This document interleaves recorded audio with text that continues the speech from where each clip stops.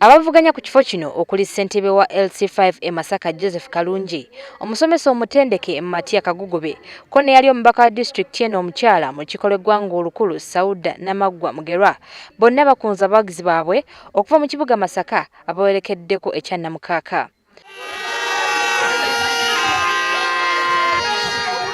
Kalungi ye yasoose okukwata akazindaalo n'ayogera eri ababadde beetabye mu lukiiko luno, kyokka waayise akaseera mpaye kaaga olw'abawagizi ba Kagugobe ne bamwambalira ng'eno bwe bamukuba olube okukkakkana nga bamulemesezza okwogera era akazindaalo n'akasuulawo.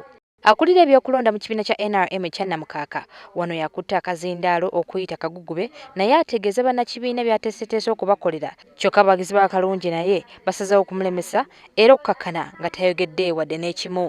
Wano ekifo kyonna kijjudde effujjo nga abawagizi balumbagana okutuusa poliisi lw'etaasizza embeera.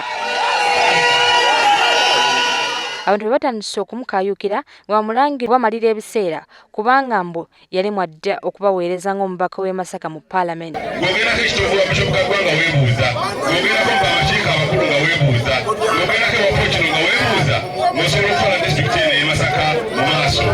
Basebo ne bannyabo biri ebitagenda bulungi, mubuweereza obuliwo nange byendaba. Oluvannyuma akulira ebyokulonda ekya Namukaaka Mary Nalutaaya olukiiko yalagidde luyimirire bunnambiro.